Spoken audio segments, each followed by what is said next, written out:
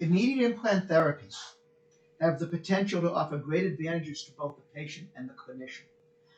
However, it is important that such therapeutic modalities be utilized within the framework of comprehensive care and exquisite diagnosis.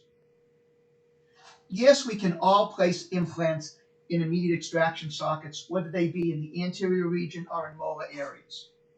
The techniques for doing so have been well elucidated. If you are not familiar with these techniques, it is incumbent upon you to learn how to appropriately perform such therapies. But the question is when to perform these therapies and what subtleties to understand and master before performing these therapies.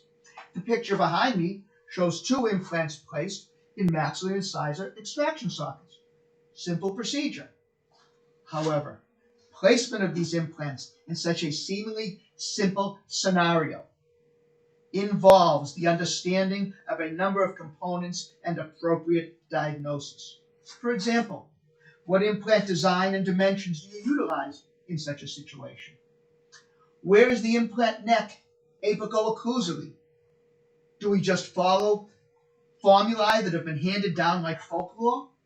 Or do we look at the 9 different factors that impact the apico-occlusal positioning of this implant? When is bone grafting appropriate? What type of material do you use? When should you instead do a staged therapy? When you do stage therapy in this situation, what type of provisionalization should be carried out? These are but a few of the things to discuss and understand.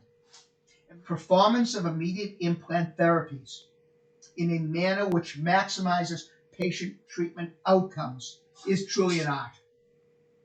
This is not masonry. This is chiaroscuro.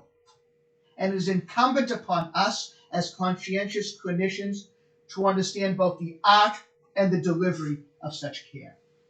Our patients deserve no less.